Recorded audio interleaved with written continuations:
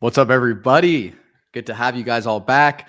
It's a great Tuesday evening right now based on Los Angeles and also in Pennsylvania, Pittsburgh, Pennsylvania, where Ed Latimore is located. I'm here in LA right now. We're having a great time starting the show. This is going to be episode 31, Attracting Value to Your World with the one and only Ed Latimore. I am honestly blessed and honored to be in the presence of Ed because Ed is someone very unique, shares a very special journey and has a very unique background upbringing for that we can all learn from. And any guest that comes on the show, I bring for a special reason. And Ed is somebody that I definitely want to, bring on the show. And I appreciate you accepting the invitation. And it's good to have you, man. How are you doing? I am doing good, man. I am in a good mood. I'm always really in a good mood. I guess there's nothing special about that. Just working diligently. I Mhm. kind of figured out a long time ago, which is really important to this whole if you're gonna do the whole internet money webpreneur thing, that you need to always be working on something because the last thing you want to do is have things go into a turn or a tailspin and you don't have anything set to go quick. And so I'm always working on, so I'm always thinking about my next move and always planning ahead. And just working tonight, man. And then I said, it's podcast time. Have a conversation with the Grand Cam. So Mhm. so here I am. Appreciate it, man. I mean, guys like us, we're always thinking ahead. We're always trying to think 10 steps ahead and trying to upgrade and improve our lives. So I really, appreciate that because I'm doing 15 million things at once. And I'm always trying to level up and everything. I feel like that guys like us, we do, we're always trying to level up, even though we're multitasking. For a lot of people, that can be very intimidating, or it can be, what would be another word? It could just be be exhausting maybe. Yeah. But if you're doing something, Ed, I'm going through some career changes and I'll share that with you in a little bit. But uh, I'm doing something that's more fun and engaging and way more fun than what I've been doing previously because I lost interest in what I was doing previously. But I feel like even if you are bombarded with a extraordinary amount of work, you're still having fun if it's the kind of work that you enjoy doing, even during the boring Yeah. parts. Yeah, very much so. And this is something that I think a lot of people are not acclimated with. They don't know because how could they know they have followed one path for most of their lives. But what you come to realize is that there's going to be a bit of unpleasantness no matter which way you go. Hmm. So you need to focus on what upside can you get out of that. Well, first I actually say you should know what do they say, what kind of shit sandwich you'll eat, and figure that out. Like what can you tolerate that is kind of hard, right? Once you Hmm. figure that out, then you go, okay, what's the upside that correlates to that. Like I will 100% take. And some days I get allured back to security. It seems like it'd be cool to do, but never. I will 100% take the the need to handle a little extra complexity or a little more uncertainty for what I consider a very free life, and really what more upside than limit. Because if I was working for someone else, even though I'm pretty sure I could garner a pretty decent salary, Hmm. I would be capped to their growth schedule, and I I wouldn't be able to leverage my time. I really Hmm. enjoy I really enjoy that aspect. So that's yeah, that's why we do the hard things. We've decided Hmm. that the upside is much better than the upside of the other path, and also that the downside of this path is not as bad as the downside of that path. I tell people this all the time. Absolutely. And Ed, you said something important. You said, if I were to work for somebody, I could garner a pretty good salary and everything. And I'll just say this. And shout out to everybody in the chat, by the way. Shout out to Bernie, my moderator. Shout out to Frank saying, "What's up, Cam?" Much respect to Ed Lattimore. Thank you for coming in, Frank. Really appreciate you. Appreciate you also, Bernie. So I'm actually leaving my family business. We have a restaurant business based in Los Angeles, and it's doing well. I'm the next one up in the family business. I could take over it if I wanted to. But over the years, I've just started to realize, like, I went through this like RP journey, right? And then I started realizing, like, there's some other things I like to do that I feel like I was kind of living in the matrix, not knowing like what Grand Cam wants to actually do. And then I kind of realized that, hey, you know what? I want to go more in the dating path route. And then I want to be like a full-time dating coach. So I started doing the podcast stuff because I love asking questions. I'm Mhm. inquisitive. I always talk about the curiosity mindset, how that's going to free you and give you Yes. financial freedom. Like, you got to be curious. And you actually made a post on that on Instagram recently, didn't you? Yes, I did. Mm-hmm. The intellectually curious people have the best time in life. I'm giving a speech down in Florida in a few Is this weeks, 21 and convention? not 21 Oh, convention. okay. Okay. This is for a group biz now. Okay. It's what a group of business people, and and the theme of my talk is kind of how pursuing your curiosity Mm-hmm. usually ends up, or not, or we're told not to pursue it, but by pursuing it, we end up exactly where I think we're supposed to be, with the right overlap of our abilities, temperaments, and really interest. Because Mm-hmm. I think a lot of times we're like round pegs, and we're trying to be fit into a square hole. And some of us, it's easier to conform because we're more like cylinders, and you just got to shave a little off the edge. Mm-hmm. But some of us aren't even circular shapes, and we're trying to Right. be pushed in. And it just depends. But I think if you follow your curiosity, no matter where that path takes you, and you tend to, I say that with the caveat. This is what the internet does to you on it all day. You got to Mm-hmm. freaking make sure you put the nuance in. But if you follow that path, and you're not trying to hurt anyone or take advantage of anyone or like Right. make the world a worse place, then I think you end up in a place where you have really a unique advantage where it's very difficult to compete with you. Absolutely. And I'll say this too, Ed. I mean, it takes a lot of courage. You walked away from boxing, right? You felt like it was time to, like, end your, finish the career that you're at. It was a 13-1 record, right? 13 1-1. I had 15 13-1. professional fights. Yeah. 15 professional fights. So, after that, I'm sure like a lot of people were asking you a lot of questions. You had, like, your supporters are asking questions. They're all wondering, like, Ed, why are you leaving and all that stuff. And I had the same kind of pressure. I had, my family, I had friends very curious. They're wondering, like, hey, Cam, why are you leaving? The restaurant's doing really well. I mean, we did well even during the pandemic. So, I'm walking away from a lot of money and opportunity, but it's not what and God bless my parents for creating such a great opportunity and, kudos to them for creating great business for themselves. But I got to do something that I'm actually interested in, and Right. I feel like I'm This just is wasting my time and my parents' time too. this is 100% important.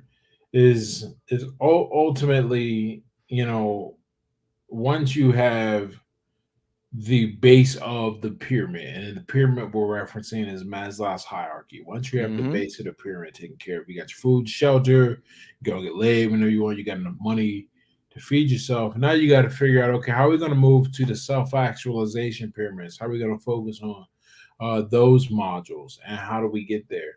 And a lot of times we get stuck because we're too afraid of taking risk and relying on our skills and Correct. believing in ourselves, really. But that's the only way, I think, to get there. You won't live long enough. I think retirement is a really interesting kind of, I won't call it a joke, but it's kind of humorous in the sense that when you look at the outcome that you're promised, it does not really flow from the premise in a way that makes sense. That's how Yes. comedy works. I was expecting to do this, but I did this, and this is kind of funny the way it turned out. And it's like, Right. okay, I worked all this time, and now I'm expected to be free and enjoy my time. I paid a side out. But what you really did, what did you do? At 65, I mean, yeah, dude, I've been places with 60 plus year olds, and some of them can move, not all of them can. The Mm-hmm. best years of your life, you gave away with this promise of something in the future. And I think there is a certain type of person that's probably not a bad choice. the when we look at like optimal outcomes, Mhm. there are some people where the optimal outcome really is going to be to subvert their their curiosity, because it ain't going to do nothing but either get them into trouble or have them sitting in the basement playing video games. But, for whatever reason, they just missed that point where it goes, oh man, maybe let me challenge myself. But a lot of us fall into the other category where it's like, okay, um, I am interested in electrical engineering and learning how rockets work. Like some of Mhm. us are that's just how it is. Or it's like uh I've always wanted to write, and I think I can really do it, right? Now I'm a really big proponent of kind of putting your feet to the fire, in the sense that you get some objective outside approval, Mhm. or not approval, but kind of Some kind of co-signing. confirmation, like Yeah, a confirmation. confirmation. Otherwise, man, you writing trash and nobody's telling you it's trash. You're like, why am I still broke? Well, you probably should have stayed at your job. You're not really that good at this. But Right. that's you want to talk about like my path in the writing on the website. Very much the same. The difference, and a lot of people don't notice, and maybe a few people outside of people who are part of the actual like reconstruction of this. But the articles on my website, I started writing for my site like 2013 ish, right? Okay. My level of writing is so much better now than it was then, for two major reasons: time, and I got kind of put through the grinder of the university system. Uh, and then there are a lot of not great things about school, but if you go in for something real, you're gonna get a real education because it hasn't been watered down. And I went for something real, thank goodness, Right. and it just made me that much better of a writer.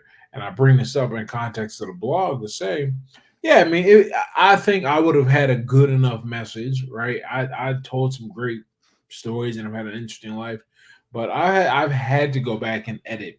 I just know so much now that when I read the old stuff, I'm like, yeah, cringe. Why Same. would I use those words? Why wouldn't I be more accurate? Why would I be more precise? So Mhm.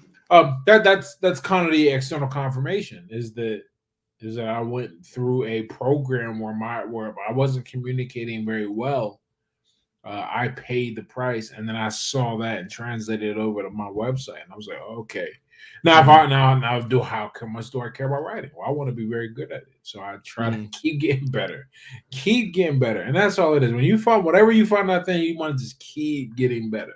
Oh, absolutely. And one thing Frank commented, this is really good. He said a lot of folks have got used to the paycheck to paycheck lifestyle. Self actualization is nowhere on the horizon for them. Ain't that the Absolutely. truth? Yeah. Why do you think that And happens? After you give your response, I'm curious to know, why do you think that happens? Oh, why do I think it happens? I Yeah. mean, I'll give you my response 100%, because um, humans, all organisms, Mhm. seek the most energy efficient configuration. Right. That's the most general way to say we take the easy way, right? Yep. The easiest way possible to get as much as we can. And so if you have paycheck to paycheck, but you know where the next paycheck is coming from, and you also more or less know what to do to make sure it doesn't ever disappear, you have attained homeostatic equilibrium, and that's really the goal of everything. Like people don't realize something. Self improvement and progress is fundamentally against the way we're designed. It's not most things on the planet don't improve spontaneously or over time. Like the same fucking elephants, monkeys, giraffes, the general creatures are here. Are they going extinct? They went backwards. Very few, like all of a sudden, Mhm. like, oh man, my roaches can fly. Like that doesn't really happen that often. Okay. It's Right. more like my roaches, can't take the sunlight after too long. Anyhow, people know different. If you look like if you look at just look at the obesity rates, Mhm. right? we have, I mean, we know so much about health and have so many drugs and so many, like there's a gym on every corner. Like it is easier to be in shape now. I really believe this. It is easier to to be in shape now than it was even when more jobs were manual, right? But Mm-hmm. but the technology's caught up, so it's made us easier. And so think about it. You know, if you come home from a hard day of work and you got two options, you sit on your couch, you chill, you watch some Netflix, maybe crack open a cold one and get ready to charge up to go back out and make sure you got that paycheck so you maintain this equilibrium, Yep. right? Yep. Or you forego the newest series, you put the beer down, and you say, I'm gonna go work out for 2 hours, and when I come back, I'm gonna put an hour into my business. That's 3 hours, and you already exhausted from surviving and working. You just want to decompress. That second option is just what more people do. And that's what and it's nothing, there's no fault to that, but that's how we're designed to expend as little energy as possible to get the most chances of survival. Okay? When you understand that, you understand why progress it ain't look and even the killers from like high school, right? And in college. Once you get them out in the world and you put that stress of the world on them, and they're like, man, okay, so I got to stay, but what can I do, right? Mm-hmm. Well, I got a good lifestyle. Things ain't bad. I'm eating good food. The house is all right. All I got to do is go to work for 8 hours for somebody else. And a lot of times they don't even dislike it because I'm not the guy that's going to be like, oh man, work for yourself all the time. No, some of y'all need to be working for somebody else. And we definitely need people to do stuff like fly palings and repair hearts and police streets, stuff like that. Not everyone needs to be that way, but there's if we look at it like a Gaussian distribution, like a normal, like a bell curve, I would estimate that like 64% of us, the medium, right, the middle, 34, 34, so 68, Mm-hmm. 68% of us are kind of just coasting along. We are like, Yep. okay, we need to, and that's okay. And that's okay because it's expected of the human organism. That's what it's going to try to do. And and really those kinds of people, I used to say this about drinking. Mm-hmm. You don't really like boring people don't mess the world up. Like they tend Correct. to not cause problems. Like Correct. like when I was causing the most problems, it's when I was trying to do the most. Like when I was out drinking after practice, and I was like, all right, I went practice, now I got to party still, right? But nothing This is wrong. boxing. This is boxing practice, right? Oh Like, right? man, I went through when I first started fighting. I didn't know what I wanted to do, so I trained in everything for almost 2 years, and then finally I said, "Okay, I'm not big enough to be a big dude in MMA, but I'm not small enough to make. I don't like fighting enough to cut down the light heavy every freaking 8 weeks. Let me Mm-hmm. do boxing where I can walk around and actually be and I'm still small because I'm only 6'1", and I know that sounds crazy. Only 6'1"? Nah, man, these Mm-hmm. motherfuckers is huge. Bro, Uh, you're a giga Chad. You're above 6 feet. right, You're a giga Chad. I'm like I fully understand in the statistics, Yeah, yeah. like like something like what 92% of men are under six Mm-hmm. feet tall. Like, and Mm-hmm. I know that, but when you Mm-hmm. select for a group of competitive athletes, yeah, I'm in like the 10th percentile. I'm not that tall for my weight division, but I figure I had the best chance there, or whatever. But Mm-hmm. yeah, and bringing up the fighting thing works really interesting kind of in this combo because like I remember when I decided I was going to fight, I still Mm-hmm. had to go to work. Mm-hmm. Oh So yeah. I go to work, then I go and train. I wouldn't be free until like freaking 9 p.m.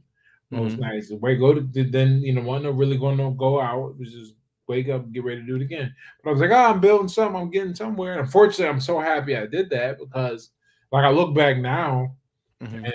and 24, 25-year-old me, I could have been out partying with the people that I don't even talk to anymore, Right. drinking and ruining and I was already got close to ruining my life anyway with alcohol, but like even worse. But this is what happens when you're not content just moving along. You do stuff like box. Hmm. And I want to say this really quick before we actually go into the whole the journey of like all the drinking and you removing yourself from that.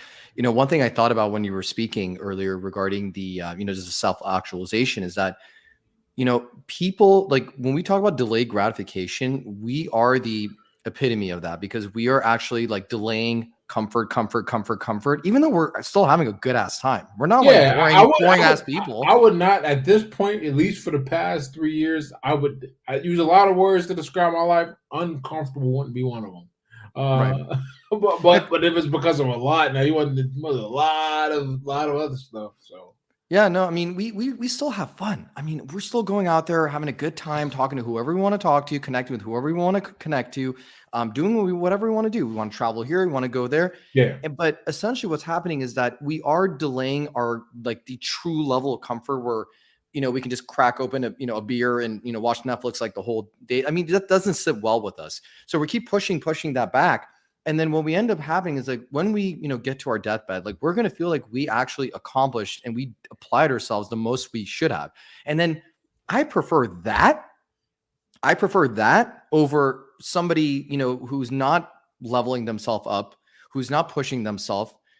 They get to the point where they're going to be on their deathbed and be like, shit, I should have spoken more to girls, or I should have been applying yeah, myself more as a man. And that is the problem that people don't realize. It's too late.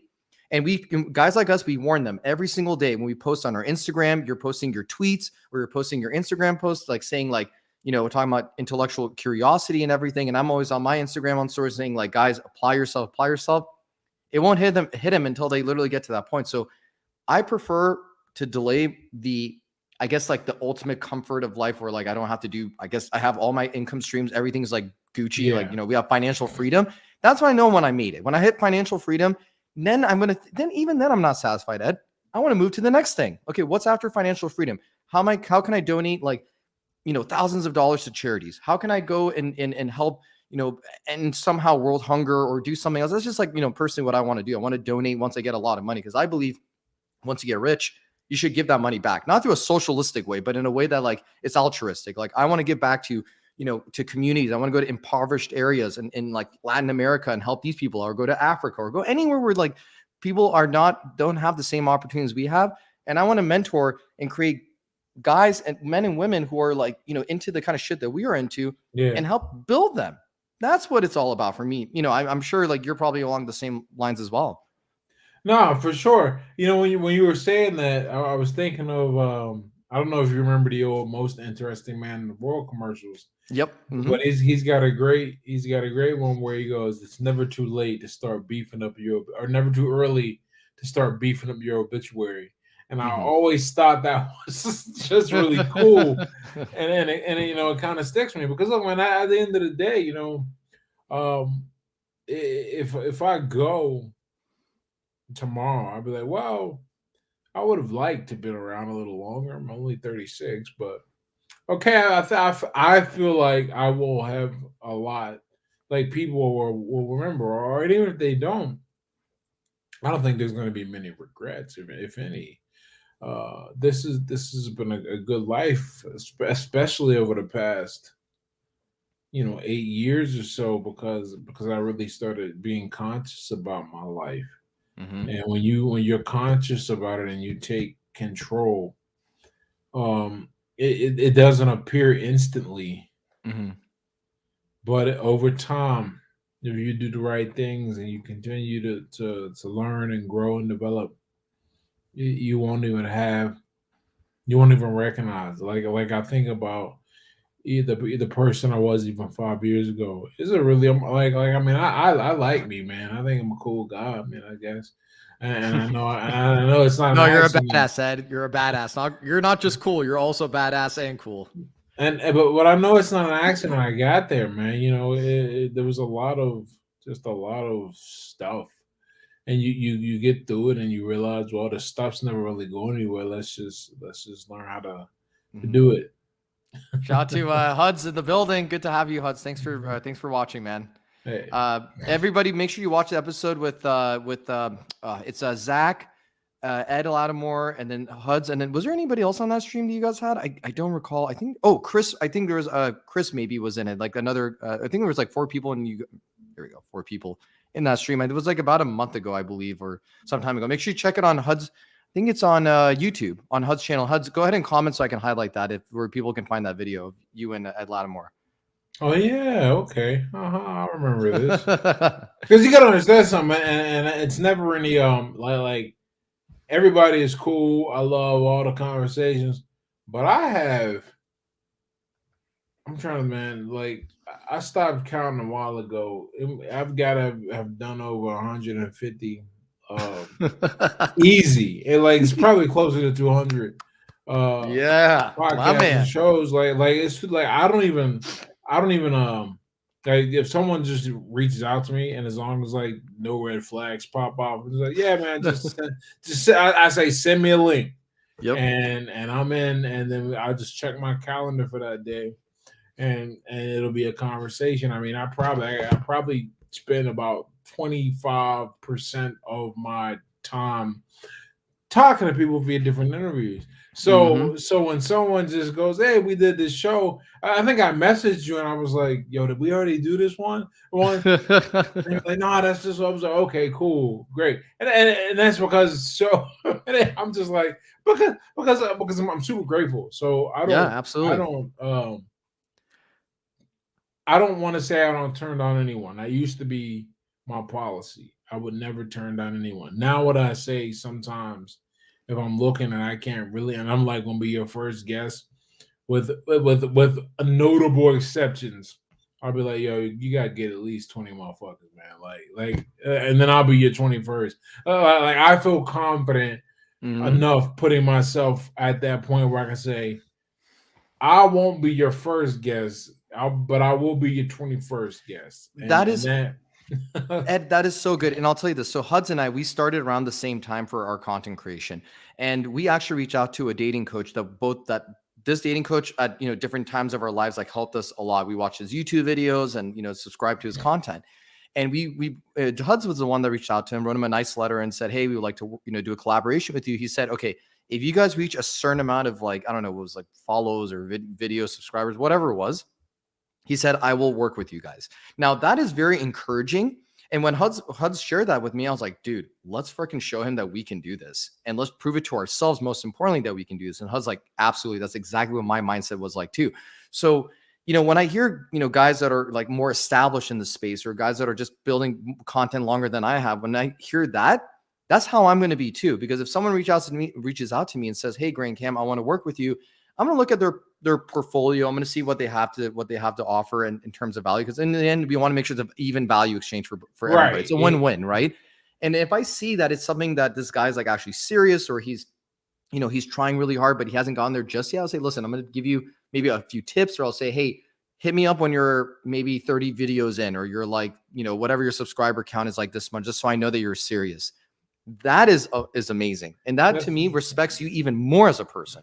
That's way because that lets me know because I would hate to turn down somebody who musters up the courage because look, That was very important what you just said right now. Musters the courage. I was intimidated sometimes to hit people up. I have a weird relationship kind of with my presence on the internet because some days like I'm aware that more people are aware of me on the internet than the average person. Like that, I don't think that's just an absolute. That's a statement. That's subjective. You can look at my follower count. Where I have trouble is seeing how that correlates to any type of importance. So it's been kind of hard for me, but I learned it because I value my time more than anything. Uh, when someone says, "Let's do a thing," or I'm like, okay, well, I'm not going to tell you no because you reached out. Here's what I'm going to tell you instead. If you don't have the requisite kind of go or whatever, but if they do, it's all good. I don't even think about them. So let's go. Let's have a good time. Let's do a combo. And it's solid, and really it's cool because I kind of went through this with Twitter.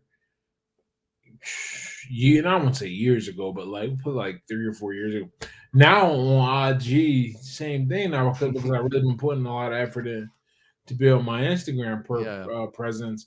And the really cool thing about this though now is that when I was doing it on Twitter, I wasn't verified. Now I'm on Instagram, and so now I didn't notice because I never thought about it. But I guess when somebody verified or like sends you a message, you can't ignore it. You got to either like you'll see it. It'll go right to your thing. Hmm. And I'm like, yeah, so like that's really cool when I want to like reach out and talk to people. And plus, like people will think, oh, this guy must be somebody. And I'm like, I mean, I've been around on the internet for a while. That's who I am.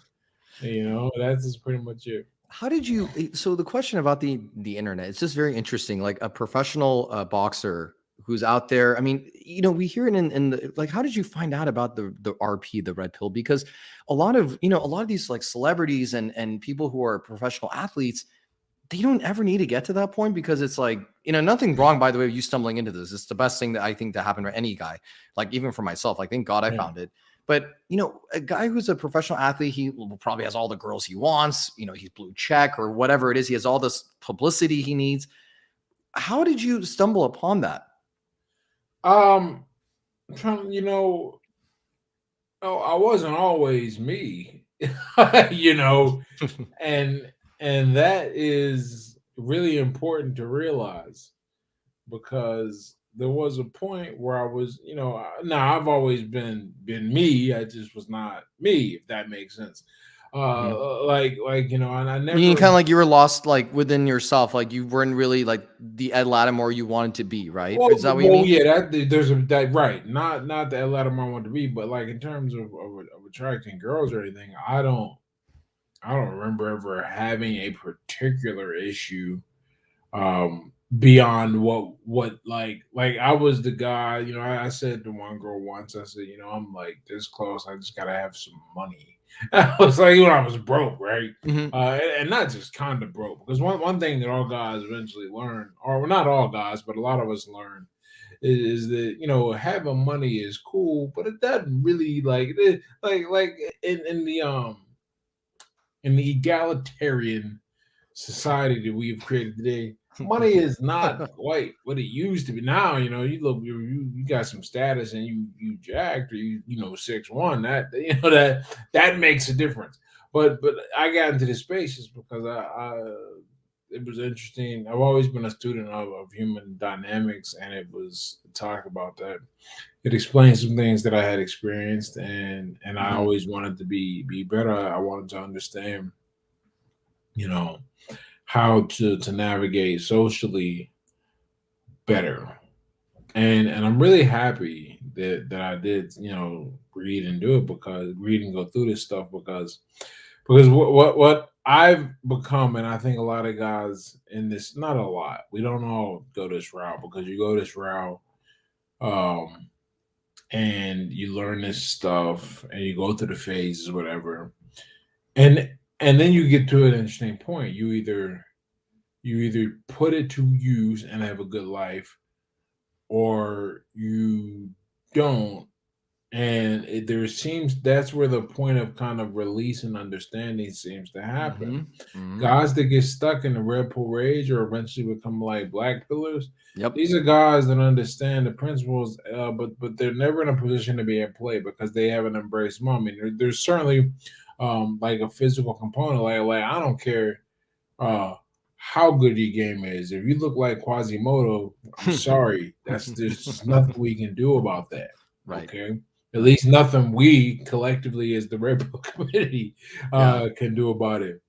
Uh but if you end up, I'm in a great relationship. I've been in one now for actually we're engaged. Actually, I mean, I didn't Hmm. need to be married, but Wait, bro, doesn't that make you a beta male if you're in a relationship or you're engaged in man, it's America? You're gonna be, bro. What are you thinking? The what do divorce you think courts. about this craziness? But it's funny though that she's not even American, but Oh my god, even more of like a violation of red pill rules right there. Like, well, you're dating a foreigner? Oh. yeah, I know, dude, it's craziness. But what happens is you end up being happy, and when you find happiness in these paths, um, because I tell guys all the time, I'll never. Some guys do. I'll never be that guy that's like, no, red pill. You got to mature out of it. Like, no, I think every guy needs to Yeah. go through that stuff because the Yes. world is a different place.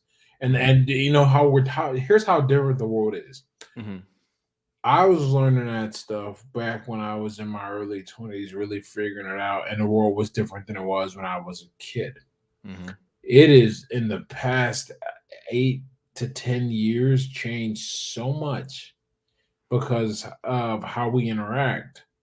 And like for example, I was a dog, man. Like I had a profile, everything plus I was going out meeting chicks, and I never had a Tinder. Not because I was above it, obviously. I've been with my girl that long. Hmm. But like there was no swiping, right? We met on the internet through OK Cupid. And that's back when it wasn't the thing to do. Like you was uh. a minority. Now people like you met in person. What's wrong with you, you psycho? Like swipe right like everybody else. Like that's where we're at now. Right. you know, Yep. uh, and that's a fast change, Hmm. very fast change. So I think that guys need this stuff, but they have to. There's a lot of power, and it's a lot of hard truth. And if you're not really if you don't have the psyche to deal with hard truths, like you grew up with like your parents were together and shit, yeah, this gonna bug you, and then you're gonna have some trouble with this. Um, but like I grew up, man, I seen all types of nonsense growing up because of how I grew up. So a lot of the truths weren't crazy to me, but it's still crazy. And you got to be able. I think one of the hardest things for modern guys to do, and this is a challenge, and it will be. And I don't think any guy's immune to it, not even your Chads, because even they got to do it a different thing. What you have to be able to do is, at the crux of it, trust the woman. Don't trust the person. Guys get this idealization that of what she is or what she should be or should be, and then that gets weighed against what society tells you to act or shouldn't act, right? Hmm. And at the end, you got to form your own frame of reference and experience points, and then look and go, okay, that's a woman. It's no better or worse than a man. It Hmm. comes with its own issues, its Hmm. own the ways of seeing the world. And once you get that, then you go, okay, how do I deal with this thing, the woman, and make it so this is part of my life in an enjoyable manner? If you want to do that, Yep. sometimes you don't want to. Uh, Hmm. but that that to do that, like everything I just talked about, I mean, I'm putting it into words because I think that I've experienced, so I experienced it, so I can verbalize it better. But we're talking about a process that takes in many ways at least a decade, man. You Right. gotta have experience, and really understand that. I don't mean like you fucking got lucky and ended up with a decent girl, uh, right out the jump. Y'all had kids and because that still happens, Hmm. but what more than likely is gonna happen is you're gonna have some heartache, and you can't let that heartache consume you. You going you lick your wounds and cry like a man and shit, Yep. and figure out what to do. But if you can't let it consume you, in the same breath, you cannot harbor naive illusions about the thing either. It is a just a naked look at what reality is, the reality of a girl, very much. And I think girls end up just with um, a better ability to see guys for what they are because they've always had to figure that out. There was never really any type of BS. At the very least, RBS was kind of expected. Guys are coming into this Yep. thing all And they fucking get approached green too. behind their They see ears. everything. They see Yeah, everything. There's a whole spectrum of guys that approach him, Ed. Like they see guys at the gas station, they see guys at the mall, they see guys at the party, guys at the club, bar, lounge. They're constantly getting approached. So they know that whole wide spectrum. So, like, guys that hit them up when they're 21 years old, like they're like, I've seen it already. yeah, exactly. Seeing the whole game. Meanwhile, a girl hits you, you're like, holy shit, like, You Oh, know? it's shocking, Ed. I remember this is like really like where dropped the ball. I remember I was at a grocery store. It was like one of these like organic like luxury grocery store ones, and I was just eating like my breakfast burrito, and I was sitting on one of those high tables, and this chick just literally comes sits at the table, literally at my table, not across from me, but like diagonal from me, and I'm just like eating my food. I'm looking at my phone. I'm like, hey, like how are you? Like all awkward and weirded out. And I'm like, why is she sitting here? I wasn't RP back then either. And like my game was like, okay.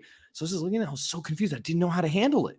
I had no idea what I was doing. So like I can only imagine, a girl, like when a guy approaches her, like she's thinking, okay, what do you want from me? Are you trying to sell something? Are you gonna be Right. creepy? Are you gonna be weird? Like she's thinking in her head, like, do, ding, ding, ding, ding. Like, what's going on? What's going on? Red flag? Or okay. Is he red flaggish? No, he's so far so good. Okay, wait, he said Yes. something a little creepy. Wait, okay. No, a little bit weird. Or he's just like smooth the whole time, right? Just like when you're walking down the street at the gas station and you see the guy that looks like he had a bath and you're like, oh shit, he's going and the minute he opens his mouth, hey, how you doing, brother?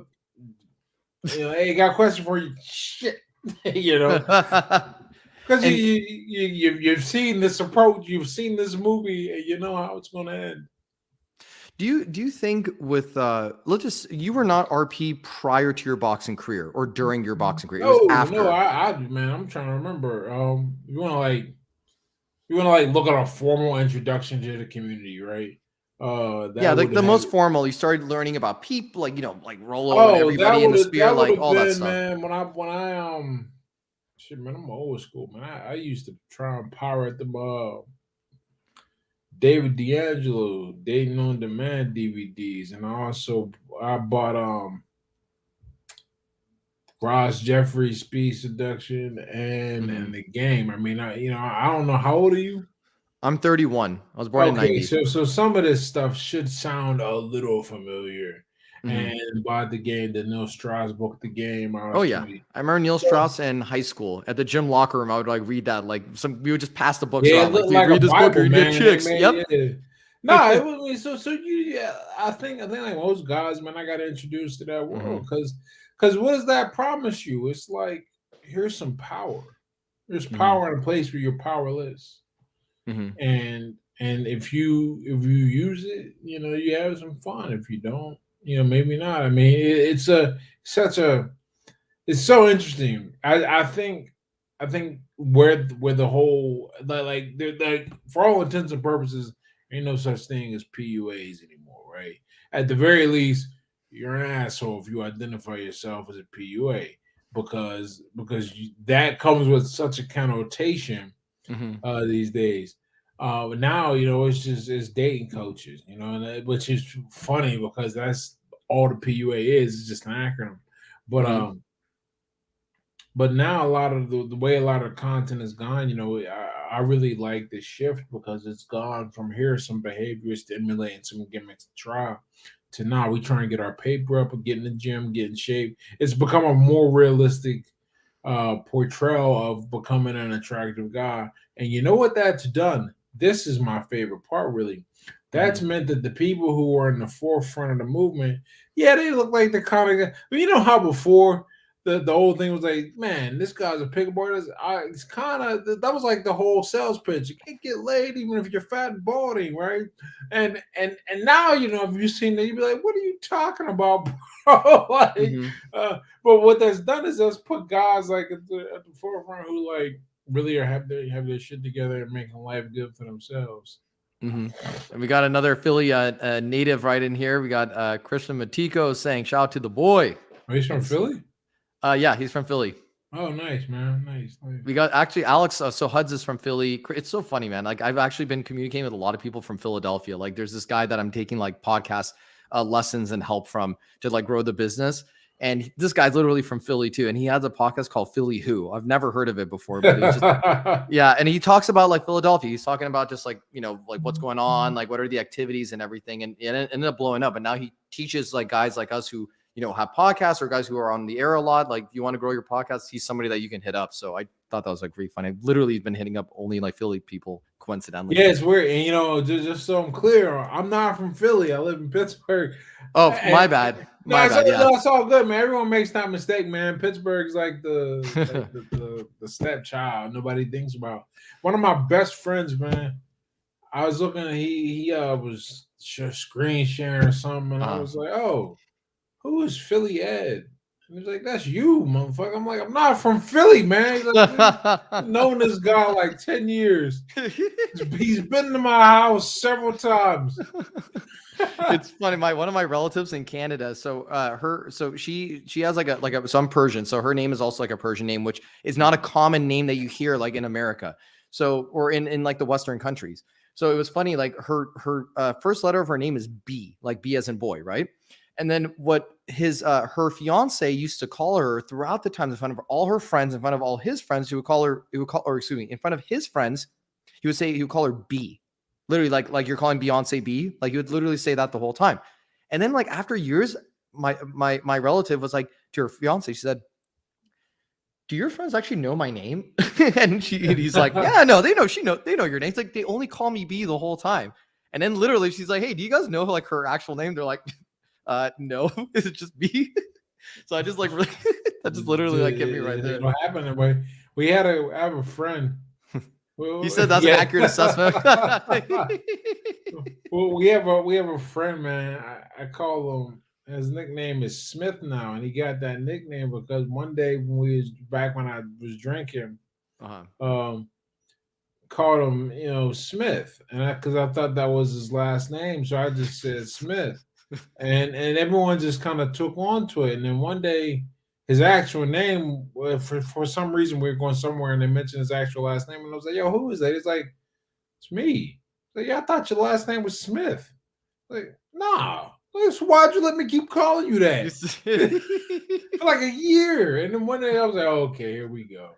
Ed, I have a question regarding just like the boxing career and RP space. Let's just say that you entered the RP space, like the way you entered it, like, you started learning about it, you heard about rational male, or you heard about like these, about like different theories or whatever in the RP.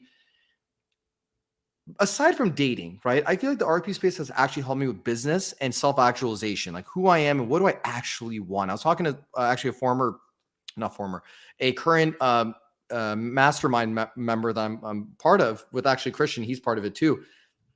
We were talking about how like, I entered the RP space for dating. I wanted to get rid of the flaking. I wanted to get rid of all the, girls not taking me seriously or getting, friend zone, whatever it was, or wasting. The worst was actually wasting too much time talking to girls Yep. to try to get them back to my place. And they're not going to say anything. They're going to be like, "Oh, by the way, you're doing way too much. Like, just invite me over right now. I'll screw you in bed." It's never like that. And of course, they're going to take as many drinks and attention as much as possible, right? And there's nothing wrong. That's just nature. You just got to be better at it. So when I was sharing with that fellow mastermind member of mine, I was telling him that I came in for dating and came out with self-actualization and knowing how to run a business better or just understanding the world better, right? So let me ask you a question. Let's just say you knew the RP shit, like everything, prior to your boxing career. So you're like literally about to enter your boxing career, you're about to go pro and everything, you're going to do your 15 fights.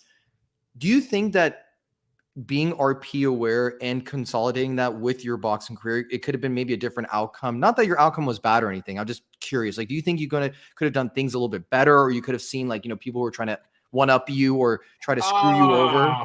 Okay. So, no, I mean, you know why? Because from a chronological standpoint, I was pretty red when I got into, especially when I was an amateur and then going to professional ranks. Fair enough. Yeah. But also, boxing is awesome for this. But there's a lot of just difficult things about boxing, but all of them, the meta idea behind boxing is there's no bullshit in boxing. I mean, like people will try to bullshit you, of course, but if you are I want to say, if you're serious, right? You look. There's not a lot of room for deception. Like we know if you're training, we know what hurts. We know what you can take it. We know like everything is on the table. Your work ethic gets around the Hmm. way the sport works, even with modern tech. It's still a word of mouth kind of deal, right? Coaches know each other through a network. You can't just come in and be a coach, right? Just like you can't if I was out somewhere even 10, 15 years ago and I was like somebody said as a fighter, you can name it be immediately, so I would say all this to say boxing is very red pill in the sense that there is no pretense. There is no, you can't BS somebody for very long. At the very least, if you do, um, you're kind of BSing the crowd to build up a record or something. But everyone kind of knows how good you are. We know what the abilities are. Hmm. There's a reason, for example, sparring doesn't make it out.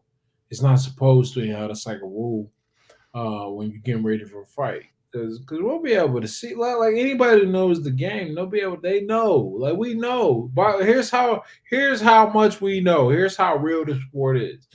Whenever you fight, there's an A side and a B side until you get to the championship level, and then like there's technically an A side and a B side from a betting standpoint, but like really big fights between two good champions very often are pick'ems.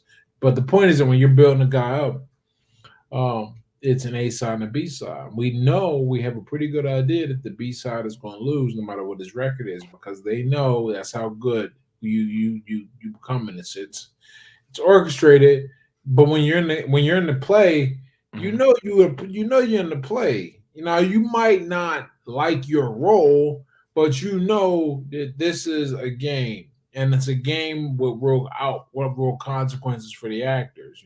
Kind of deal. Yep. So boxing is the ultimate, like, just, and I think sports in general are boxing just has this wonderful negative feedback mechanism. Like, you just don't, in other sports you get cut, in boxing you just get knocked the fuck out. Like, Right. you don't really make the same mistake twice, and if you make it a third time, you won't. Like, Hmm. it's very you don't get to make a lot of mistakes very often because the corrective mechanism is so powerful and so quick and so exacting. Yep. So that's reality, and at the end of the day, that's all red pill is understanding Hmm. the reality of the situation and adapting your tactics to match that. Hmm. Right. When you were in the ring, like, was there a specific like move or something that you like to do, your go-to? Like, was there like your coach would talk to you and like you're like, that's my go-to, like that's gonna knock that guy out or something? I had a really fast hook, Hmm. and so we really built a lot of my arsenal around that and being shorter than average really created a lot of sneaky knockout angles with the hook, especially when I learned how to change the angle, and it just didn't come perpendicular to my body, but I could Hmm. have it come up, and then it transitions nicely into an uppercut. Nice. So that was what was really, really I was good at. I had, for whatever reason, just a faster hook. And then there's tons of reasons for it. So that I just like to move, Hmm. or there was a lot of the technique made sense. Also, it takes less force, like about a third as much force to knock somebody out with a circular motion than a linear one. So that helps. And if you can get the best of both worlds, if you can get a cross, like literally a cross, not a straight, but like where it crosses in from here, with the Hmm. trajectory is through the chin, so it goes off. Um, those moves that move across the sagittal plane, Hmm. those are the most dangerous ones. And the mob was great with a hook, man. I loved it. I love it, man. I've done boxing work before, training with my gym trainer. He's from Iran, and he was actually a boxer over there. I think he was aspiring to be a professional, but never got to that point. But he gave me some like good like work. I mean, boxing fucking works your ass off, dude. I mean, like your lats right here, holy crap, they're on Yeah, fire. Yeah. you know what I miss, man. I could eat anything when I fought, like Hell yeah. anything. I mean, and dude, and lose weight. now, now today, man, like I've had like I just there's certain things I don't even look at. Uh-huh. Like What are you I avoiding now? What do you like not eating nowadays? okay, so I don't eat Ritz crackers. I used to love Ritz crackers, man. I was With like some cheese on it, like the little squirt not cheese even. thing. Here's how many calories I was burning. I would leave practice at night, and my drive home there was the supermarket, and I stop and I get a box of Ritz crackers. I eat all four rolls in the box. Damn. Get Okay. home and have dinner, and night gain maybe a pound of water weight the next day, but I'll be burned up. And you like that is just one of those things I miss is being able to eat whatever I want. Because now I have to eat like a mortal. Like so that sucks. And I understand why like everyone is fat. Because I won't let Right. myself get fat. So I have to watch what I eat. And Right. that means generally speaking, I don't get to eat more than 22. Now if I work out, I can take that. If I'm working out like 2-3 days in a row, I can get my average calorie burn up to like 3,000 per day, 3,300 Mhm. almost, and that gives me a little more leeway.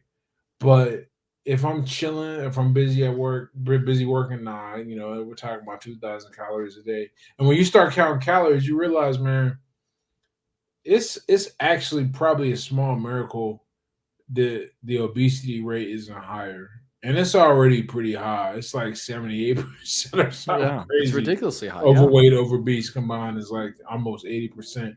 And when you start counting calories, you realize like most people are like, why aren't more people fat? Right. Because it's scary, but they are because that rate is increasing. So they'll get there. I I miss mean, that.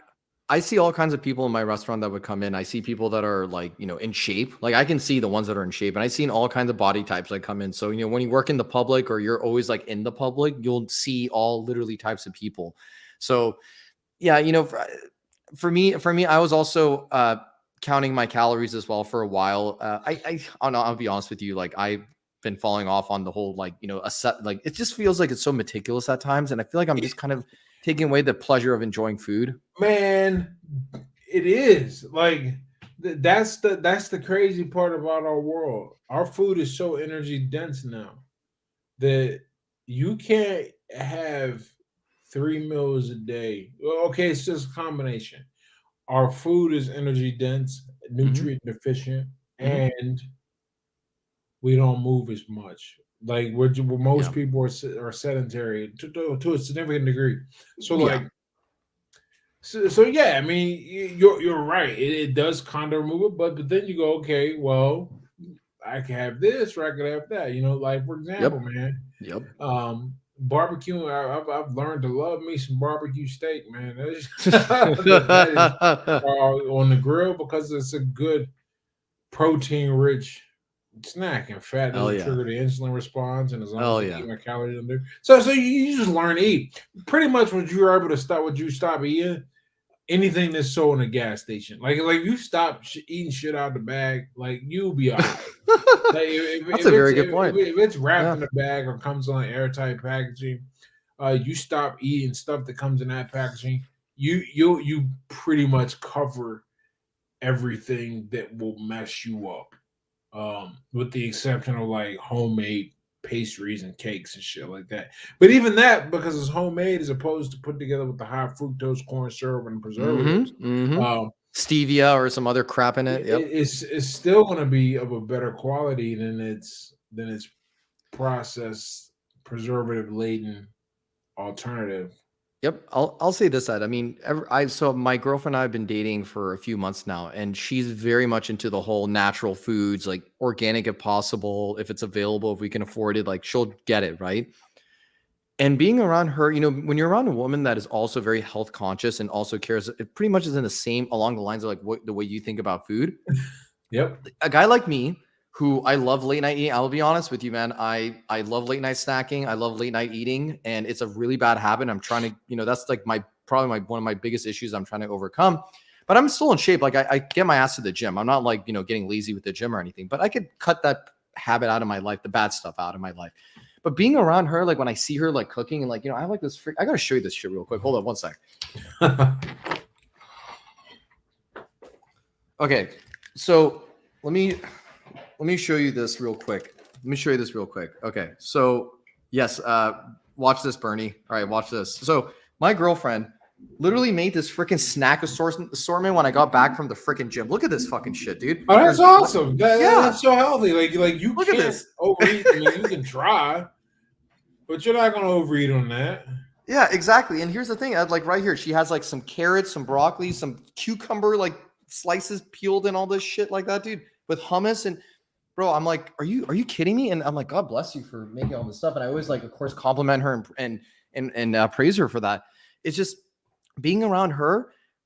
It's almost encouraging me to like, okay, let's not order the DoorDash. Let's not, get the fried chicken, get the burgers. Like I love fried chicken. I love freaking turkey burgers. I love, chili cheese fries, shit, all that stuff. Like, you ever see Pulp Fiction where he's like, my girlfriend's a vegetarian, so that pretty much makes me a vegetarian too. exactly. Yep. That was in the beginning of the movie, right? And the burger scene, the Big Kahuna burger. Yeah.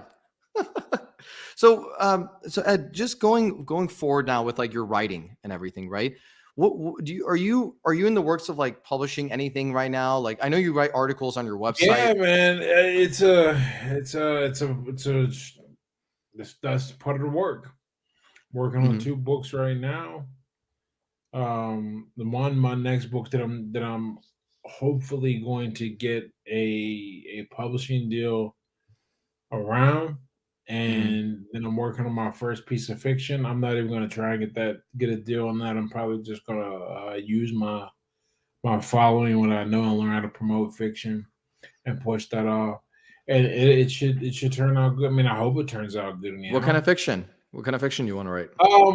So the book is about a guy, a hitman, who is hired to go after a super crackhead, pretty much. Okay. So that's the gist. But I have a pretty good write up and plan and plot for it. So those are the two books I'm working on. And really one of the things I'm doing with this book, this is a great exercise. Okay. Is I'm going to write the proposal and really outline the book from the beginning, dialing the offer, dialing the marketing, all of that. And I think that's going to make a really big difference in how whether it's picked up by an agent and shopped to a major house or not. I'm going to have a document that's going to make it very easy for me to write and produce this thing, and then just get another credit to my name because I've been behind the machine now, because I had a PR agency I contracted last year. And so I really got it was probably some of the best money I spent, because I saw how it works. Like, and this is the great thing about the internet today. The only difference between me and somebody who sells 100,000 copies or whatever is the press connection, and then getting on different shows and having somebody reach out. And one of the cool things is like that was really the only thing I was missing when I was working with them, is I didn't have a tight kind of cohesive story. I've had a lot of nodes, but nothing to really spin around and make a story pop for me. Okay. That's what this book and that's what these stories are going to do over the next next year or two. But yeah, I'm excited, man, because I'm in a great position to do what I've always wanted to do. Ed, I've also have been interested in writing books. I think I'll get to it at some point, but I just have, I have these sparks of interest where I'm like, oh my God, that's a great idea. I'm going to write a book. And then I'll like literally write that shit down. I'll maybe write like a few pages of it on Word doc or on Google Doc or something. And then all of a sudden I just hit a roadblock. I'm like, you know what? I wrote enough. I'm going to go to bed. And then the next day I just never get to it. Or maybe I write a little bit more, a few more pages, and I just stop. It's literally happened multiple times, Ed. Do you know why people like me, we're interested, we write, but then we stop? It's just that we're not interested as much. Like our heart's not it's because here's the thing about stuff that is any stuff or skills our ability. The initial part is always fun because that's the quick kind of Mm-hmm. I don't know, dopamine hit you get, right? Mm-hmm. But then there you reach this point where you're like, okay, I really need to like you. It's not exciting Mm-hmm. at the beginning, and you're not far enough along to see the end, and you just buckle down and just do the work. You apply this workman-like effort to it, and you're writing or producing or training from a place of love of the process as opposed to the potential outcome. But like every idea sounds fantastic. Mm-hmm. It's sitting down and crafting that motherfucker that takes a while. That this is why X is Z is greater than Y is greater than X, where Z is social media posts, Y is blog posts, and Mm-hmm. X is like real products of a substantial nature like a book, because generally speaking, the easier it is to produce and see some type of quick outcome or quick response, whether that be in terms of likes or shares or Mm-hmm. revenue, the more likely you stick with it. But if you can delay that feeling and go, okay, I'm gonna work on crafting this thing and fall in love with that, the process as opposed to the outcome of selling the thing or generating likes from it, Mm-hmm. then you can produce pretty much anything. And this goes for everything. Yep. Think about weight training.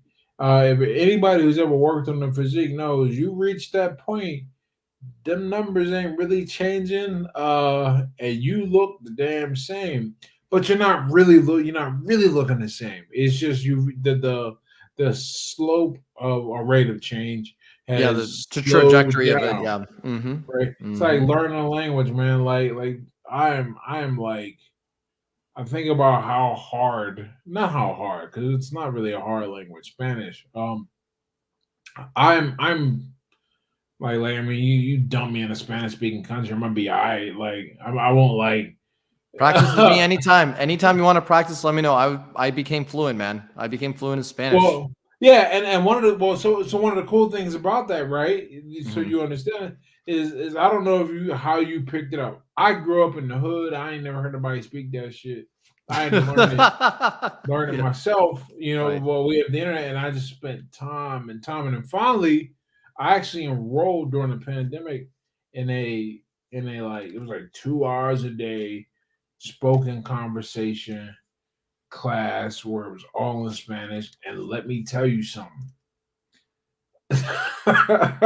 Like there are certain things that I think of the Spanish for before Yeah. I think of the English, and it's Uh-huh. really weird because I lived in Portugal. They don't speak Spanish in Portugal, right? Nope. So my point is that's hard because the initial part when you're learning like, oh, como se llama, right? Now it's all it's like, oh man, I said something and they knew what it says, but then when it's like and somebody looks at you and they go like don't they queda baño, and they're like queda, we're supposed to say stop, like nah man, it's real Spanish now, motherfucker, like Yep. and now you're like, oh, it's hard, and it's really that, or you learn something like the subjunctive, which is just makes my head hurt, but it's stuff that you do, and you don't do it because of the outcome. The outcome is kind of an unintended bonus. That's probably the best way to think of it. When really you're just in love with the process of improving Yes. and Yes. creating and shaping. If you do that, you'll be able to write whatever. You'll be able to write whatever, learn whatever, do whatever. Like Mm-hmm. I know, like every time I sit down to the book, I just know, I just go, this ain't never gonna be finished, and I just kind of accept that. I just go, Mm-hmm. and I know it will be one day, but I'm never looking to like we gotta hurry up because I'm not to like shortcut or Mm-hmm. not do my homework or if I'm working on my proposal, maybe cost myself 50 grand on a proposal. Who knows, right? Mm-hmm. Uh, these are ideas. These are things that you pick up or you just effing to work on. You don't Yeah. want to give up. Do you see yourself? Is it harder for you? Is it easier for you to understand or to read or to speak Spanish from the experience for the amount Where of I'm time you at put in so right far? now, it is probably easier. Okay, not probably because I don't know. I'm probably. Um, man, understand that because my goal right now is to like watch an episode of a series without needing to look at the subtitles. That's And I great. didn't realize That how is great. difficult that fucking job that goal was. But trying to do it has really taught me a lot about how to think in the language. Mm-hmm. Because that's what you have to do because translating is too slow. You'll just lose Yep. space and lose time. Yep. Um, my reading's okay. Reading's pretty good, but because I've been putting so much energy into listening right now, I feel good understanding. Speaking is that comes back like when I need to speak, I do. But the difficult thing while being in America, as opposed to like Colombia or Mexico, Yep. is that in America I almost never have to speak Spanish. Like Well, I go to a especially in Spanish Pittsburgh restaurant, yeah, too. oh In yeah. Pittsburgh, yeah, like you don't speak Spanish in Pittsburgh ever, I think, right? But listening, I'll go right on you. In fact, right before I was listening, I was there's a boxing channel I watched, Narices Rota, Okay. Broken Nose, right? Uh-huh. Which is like I love that. That's a great and name for a boxing channel. That's actually a it's very good name. awesome, That's a right? very good name. and it's all in Spanish, and it's just it's because that's the cool thing about the world we live in today. Now you can go listen to people speak the language whenever, or do a Mhm. class from the pandemic, right there. But no, my comprehension, and that's good, man, because that's what I really want is the comprehension. Then the next level after once my speaking is I'm in a place, um, is to have conversations back and forth. But even that's easy. Like conversations are Mm, actually easy. What's mm. hard now for me really is what I'm trying to do, which is like listen to a show. And I Yep. realized I may never be able to do this while living here. But I think if I go, one of the things I want to do is stay in Buenos Aires for a month once they're letting us back in. Hmm. And I think once I'm there, I think that'll happen. But man, the Spanish they speak there, man, that shit sound like Italian. Like Yes, yes, it's very yeah. And Argentinians actually they like to say that they're Spanish. Like every Spanish speaking country, let's say their Spanish is like the real Spanish. But Argentinians, they, for example, when they pronounce the double L verbs or double Shaw. L's, yeah, they go Yeah. sha like that I, was- exactly. Instead of I had a llegar, they say teacher. llevar. Yeah. I had a language professor teacher from Argentina, and I was like, "What the hell is me llamo?" Like, oh, really? I But it's a little thing. It's not a major thing. So So one thing that helped me a lot with Spanish. So I had a breakthrough. Okay, so just to kind of quickly summarize like my journey. So I was in Spanish honors in high school. Then I went to I could have been in accelerated Spanish, but I was in honors in my senior year. College did not speak any Spanish class. Didn't take any Spanish classes. Barely spoke Spanish. After I graduated, my dad gifted me with a trip to go to Costa Rica in this cultural immersion program where you literally live in a Costa Rica. Like it was in Costa Rica. You spend as much time as you want there. It's called Intercultural, and it was a really good program because you live in someone's house, a Costa Rican house. Like you even can be like married or engaged or whatever, and go stay at someone's house too. Like it doesn't matter. It's just you just go. You just want to learn, right? Or yeah. you can go by yourself. And then when I was there, I was single, just by myself. I would go there, and I stayed with a Costa Rican family in Heredia in Costa Rica, which is about 30 minutes or an hour from the capital. And then I was in Guanacaste, which is in the Pacific side of Costa Rica, where all the iguanas are, and there's like iguanas literally everywhere. Like you'd be Ed, like in class, like we'd be practicing conjugations. All of a sudden, we hear tuk, tuk, tuk, tuk, tuk, and we're like, "What the fuck is that?" And we hear, and we think it's like some like crazy sound or whatever. It's literally like you can see on the sunroof of the ceiling of the classroom. There's like a fucking iguana's like body, literally like hovering. The shadow of the iguana is literally like right there, and you're like, "Oh shit!" And he sees his long ass tail and everything. So being part of that was amazing because in the beginning, bro, Ed, I would like try to communicate in English. My Costa Rican family would say, "Nope, tienes que contestar en español," and I'm like, "Oh Yep. fuck, I have to respond in Spanish." God damn it!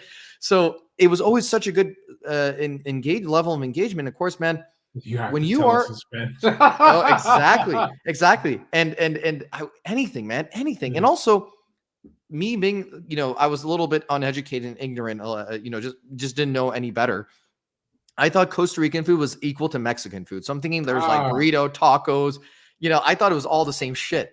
And then I go to Costa Rica, and I remember my Costa Rican mom was like, "Tienes hambre?" And I'm like, "Oh yeah, I'm hungry." So I said, "Yeah." I'm like, "Huh?" She's like, "Hungry?" And I'm like, "Hambre, hungry?" I'm like, "Oh, sí." And she said, "Okay, ¿qué quieres? McDonald's? Like, what do you want?" And she's like, "He's American. He probably wants McDonald's or some shit." And I'm like, No, McDonald's, por favor. Taco, quiero taco. She's like, "Oh, you want tacos? Okay." So she takes me to this like little stand, and it looks like they could potentially make some like, bomb ass tacos. It looks like in the streets of LA, or like you're, somewhere with like a bomb ass taco stand.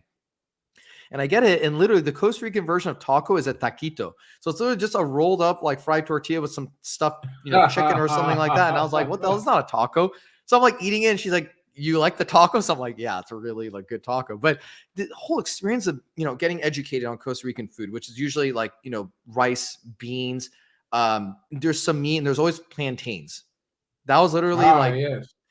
the, Plantains the everywhere, man. bomb I'll be ass. in Costa Rica in a month. Well, like 6 weeks. First week of Oh, you're gonna go December. travel there? Yeah, yeah. It's Oh, hell yeah. we'll be in. I actually don't know where we'll be, in the jungle or something like that. Is your fiance Hispanic, by the way? So my fiance is Portuguese, born and raised Oh, there. So she too bad Spanish doesn't work in Portugal. But they can actually understand Hispanic people. well, We she used to do she's a very she went to school for international relations and then went Right. to the Peace Corps. French is her other language. And then when Oh she came wow. back, uh, she worked in the international recruitment department and ended up spending a lot of time in Latin America as a result. Hmm. Like her ear for Spanish is, I mean, she says she doesn't know it. I guess doesn't speak it, but like she knows certain, like she can hear when people are saying certain things, and Oh when yeah. when I'm still like catching up, she is caught up. But by Oh the yeah. third day, I'm like, okay, now I'm in Uh huh. charge, But when we were in Morocco, or that where they speak French and Oh yeah. They speak French every in there. Were you guys at yeah, Casablanca? we went to Marrakesh, and that's Oh right my here. gosh, nice. Yeah. Very nice, very nice. I gotta go check out North Africa. I've never been to any country in Africa, but I've been to the Middle East, I've been to Asia, Southeast Asia, all over Latin America. And then one thing I actually want to share this with you too, before I forget this. Like, I was at the gym, and there's this one guy, he was actually like black as well, and he was also speaking Spanish. And I'm like, oh hell yeah, like I want to hear. And he was like speaking Spanish on the phone, like usually he was on the phone the whole time at the gym. And I'm like, "Man, you speak Spanish very well. Are you like Puerto Rican or something? Or are you like Cuban? Or are you Colombian or something?" And he's like, no, I'm American." I'm like, "What? You're American? You speak Spanish that well?" I'm like, "Dude, you're speaking so fluently." I'm like, "Estás hablando con fluido." And he's like, "Yeah, dude." And he starts speaking Spanish with me. And his name was Gordon. I'm like, "Hey, Gordon, I have a question." I'm like, "Gordon, I got a question. Okay. I'm having really trouble, having a very difficult time talking to the cooks in my restaurant because majority of them are like either Guatemalan or they're Mexican or they're Honduran or Salvadorian. So I'd ask them, like, I would talk to them, and some of they're speaking so fast, Ed, I wouldn't understand what the fuck they're saying. I'm like, what are these guys saying? And then I'll be so caught up on like, okay, he conjugated the verb like this. That means it must be like this. And I'm just getting so logical and I'm getting way too much in my head. I explained this to Gordon. Gordon said the best thing. He's like, "Dude, first of all, you need to chill out." And then the second thing is that just understand the context of what they're Yeah. trying to tell you. Don't get caught up on word to word. If you do that, you are going to get lost. You're going to get wrecked. Just try to understand the context of what he's trying to say. And literally the next day, I go to the restaurant. All of a sudden, I'm just listening because, like, I hear like food and ding, ding, ding, like people asking for water cups or people asking for this and that. It's like so much noise going on, but I literally muted all the outside noise. And I paid attention to what the body language of that guy was, like the cook or whoever was speaking to me. And then I listened. I'm like, damn, I can understand this guy. Even though I didn't understand some of the words he said, like I probably understood about 70% of what he said, which is still significantly enough. I'm like, okay, I didn't catch maybe some of the slang. Because sometimes like Mexicans love to use slang. So instead of saying por qué, they say pa qué. And I'm like, or like they say instead of para qué or something like that, or por qué, they say literally pa qué, or they say like some other shortening of the words. But after understanding it and listening to just what is he trying to tell me? Does he want like a raise? Is he trying to say that like this guy's bothering him? Or is he trying to say that like he needs more tools? What are these guys trying to say? After that, man, like game changer, bro. Like now I want to go to like, let's say anywhere in Mexico or I go to Colombia. Like context. That's all it is. That's all I care about is what are you trying to tell me? That's it. So that was a game changer. I just wanted to share that, maybe that would be helpful in learning in your Spanish journey. And of course, you got me anytime you want to practice, bro. I'll be happy to, practice Spanish with you. You should watch Narcos, by the way. Oh yeah, I love Narcos, Narcos, man. watch it in Spanish, like have literally the English subtitles out or have it all in Spanish. Don't do the English dub. That's, if that's even available. That's like, I hate when we do English dubs of like Spanish shows. So I like to do the Spanish, literally the Spanish audio, the original, and I do English underneath. Bro, I was watching El Chapo on Netflix, like the show El Chapo with this like one actor who looks pretty good, like looks like El Chapo. I watched that, no joke, probably about 4 times. Skip through the boring scenes, like because I've seen it so many times. Same with Narcos. I've seen Narcos probably 4 or 5 times. Narcos Mexico, that's my favorite one because Narcos Colombia, with Pablo, it's not the same because I'm in LA. I want to hear Mexican Spanish. Well, you know what? I thought that season 3 with the gentleman in Cali, I thought that was one of the single best seasons of television I'd ever seen. But it's just yeah, he's saying that he's like, I'm your man for border language cultures. Yeah, Bernie is actually located in LA as well. Yeah, you were saying that was the best one, the one with like the Cali Kings, right? Yeah, the gentleman. Why do you think that's the best one? I think honestly, Narcos Mexico is my favorite one. But why do you like Cali Kings? I thought the plot. You know what I was thinking about? Okay, so what was different about it? That was the first time that they had a guy on the inside working like with Jorge Salcedo. Yeah. I thought that plot was, and I mean that really happened. I mean that's the crazy part is that really happened. I think that's why I enjoyed the second season of Narcos Mexico so much because like they're fighting back. You see the third season's coming out. I think is it out? No, it's not out yet. I think it's next week. Yet. Really? It's coming out next week? Yeah, it's either next week or the week after. It's very soon. Yes. But I know Diego Luna is not going to be in it, or they rumored that he's not going to be in it. Yeah. Damn, that's crazy, man. I'm fucking excited for that because and it's again the best way, bro. Like I'll practice Spanish with the taco trucks. I'll practice Spanish with everybody. Yeah, that's any opportunity. You're in Los Angeles, so you have a lot more opportunities than I do. Like it's to the point like. When I go to a Mexican restaurant, I always, or any place where they speak Spanish, I try to practice, and they're like, "Oh, you speak Spanish? That's crazy." And I'm like, if I was in LA, you probably wouldn't even let me because they wouldn't. But my Spanish was a lot worse when I lived in LA. But yeah, here it is rare because they're like, "Oh, who are you? Why are you speaking this language?" So Ed, just to get into the final segment of the show, just to talk about the whole alcoholism, because that's something that you cover a lot, and you're helping people like overcome it, or you're just helping people kind of navigate, like if they want to get out of it.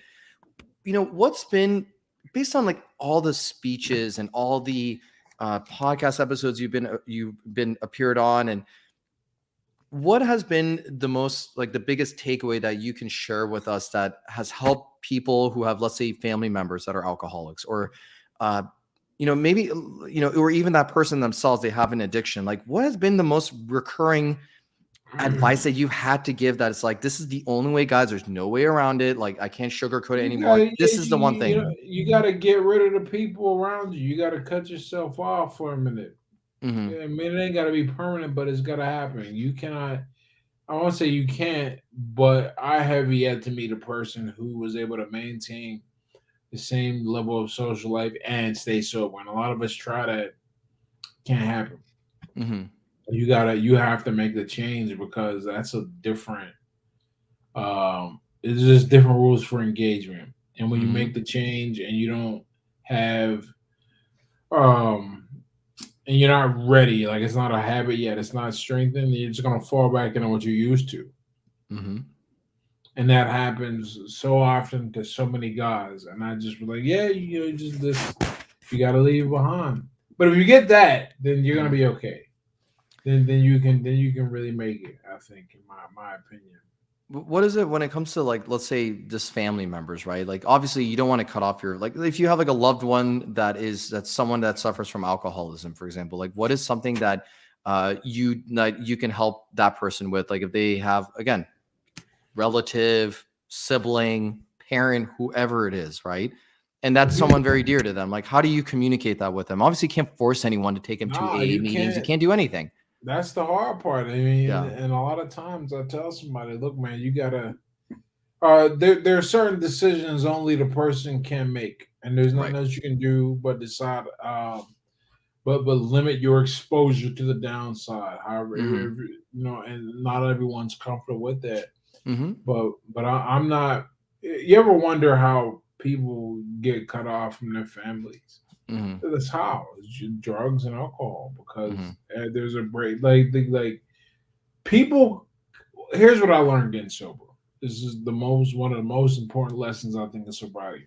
Let's hear it. People, if you get in front of your problem before you do damage, then people can forgive a lot of shit you did. Mm-hmm. Because they can look at it and go, okay, he was under the influence of this, he had a problem, and now that his behavior is different and it stayed this way, we can rationalize because I think people want to forgive. Um, Mm-hmm. we can rationalize that, and so we can let that go as long as he doesn't slip back and drink again, right? Mm-hmm. Mm-hmm. But if you like kill somebody or do something crazy, sis, this lights out. There's no forgiveness. There's no coming back from that. Your life is over. At least in terms of that social group, and really should ever come out to any group you try to get into afterwards. So that's the big thing that I picked up there. That when you get in front of your problems Mm-hmm. of your own free will, then people will forgive you. People will work with you. They'll be patient with you. They'll understand because they'll see you're actually trying. Mm-hmm. But if you ain't interested in trying, you're not gonna have that support, and you're not gonna have that forgiveness that comes with it, and you're not gonna get the benefit of a doubt either. Right. I mean, that, if it comes down to something like really severe that that person did, like you said, with that case, obviously it's going to be very much more difficult to forgive, and it's hard. I've never I don't personally I cannot I've never been an alcoholic. I know people who are personally alcoholic. I mean, I actually have some friends that are alcoholics, but like they went to AA meetings and stuff. But I can only imagine it's like literally it's like the beast inside you is like trying to take over your mind. It's like it's like the Wizard of Oz, where like literally that guy behind the machine is just like literally controlling and everything like that. It Yeah. just feels like it's such a beast that you're trying to beat it down so it doesn't like take over you, right? It's like kind of like cravings. I guess it's almost the same with my food cravings. I know not the maybe the severity of it, but I know it's not the same. Yeah, obviously my food cravings not going to hurt my relationship with my family or whatever, Right, but because but you do make a good point. I mean, it's just the craving for a thing, and it just so mhm, happens that the cost of that thing far exceeds the value you receive from engaging in it. What's the fundamental difference between somebody who's an alcoholic and somebody who's a foodaholic, right? mhm, Nothing really. The mechanism's the same. The mhm. difference is the extent of the cost, the potential for collateral damage. Correct. So some Correct. of these things are more dangerous, and you have to get a hold of them. You have to get control if you don't have them, because society. I think about how lucky I am. I mean, that's just what I am. I'm lucky. Mhm. I could have been pulled over and sent to jail numerous times. I could have killed somebody. I could have did something different bad. But I have to believe. I mean, it's the closest I get to religious because otherwise, what was the point if I don't add some meaning to it? Mhm. Uh, that I have to believe that I have a bigger purpose or some purpose beyond myself because I was able to to that Mhm. escape all that. Mhm. Now and then it could be I was just lucky, right? Mhm. But where's the meaning in that? That's a waste of a gift because that's what I got. I got a gift. Yep. Yep. Yeah, no, you're destined for more, man. And obviously, like through your literary works that you're going to be publishing soon and you're in the process of it, like there's something bigger for you planned. You had more things destined for you. So I think, I'm a believer and I'm a spiritual person. I do believe in God. So I think like even for myself, for all the stupid decisions I made in the past, like there's a reason why I am where I am today. And I'm not going to take advantage of my opportunities in a sense that's going to be negative. Like I've seen everything, the blueprints that have been given to me now. Everything is literally clear, like right in front of me. It's clear. I don't need to, obviously I still need to indulge in researching and learning more about myself every day, but it's pretty much done now. Like I just need to actually do the work and, build a good life for myself, a good life for my, my loved ones and everyone I care about. That's all I care about now. I That's just all want, you can do. Yeah, yeah. that's the most important. When you find a way to be, when you find a way to take care of what is important to you, then Mhm. that's all that matters. Absolutely, brother. Well, this would be a great, I just want to say thank you so much, Ed, for coming on the stream. Really appreciate your time, man. And again, thank you so much for just being open to like helping, up and comers like me, and HUDs and everybody else that, you're giving us a chance. We're happy to, again, we're honored to be, honored for you to be on our platform and honor for you to share your insight and everything, your past and, everything that's going on with you. It's really great, man. I again, thank you so much. And thank you for coming. Hey, no problem, man. Thank you for having me. I really appreciate it. Absolutely. So Ed, now that I've finished my part, please tell everybody where they can find you, and again, you want to share anything in the future that's coming up, just so people can hear about it. Well, I'm Ed Latimore on every platform. My Mm-hmm. website is edlatimore.com. Mm-hmm. My Twitter and Instagram are Ed Latimore. Facebook Ed Latimore. All that is Ed Latimore. So if you want to find me anywhere like that, communicate with me anywhere, just edlatimore.com, and I will be more than happy to have a correspondence. Yep. And if you actually, and I want to say this too, if you pay Ed a nice sum, he's going to play that keyboard in the back, the piano in the back, and play you a song and make a song for you too. That's dope, man. I didn't even notice that. You have a really good setup. I like the chess piece right there. I like the glow, man. You're a man Yeah, of culture. I really, I wish I could take credit. I mean, this is all stuff that's part of me, but Mhm. she's got the eye for these Yep. things. Yep. My So girl does too. I let her take care of it. I'm like, baby, you're in charge of it. You know what you're doing. You're facilitating life for me. I'm just gonna go do what I want to do, and you're doing a great job of like handling everything. So, Ed, guys, it was a pleasure for you coming on the podcast to watch. Thank you so much for everyone who's on the replay. Thank you for watching. Shout out to my boy, the moderator Bernie, for watching as well and posting all the links. Again, thank you. Shout out to the chat. Guys, this was a great episode. This was episode 31, and we are out. Peace. peace out.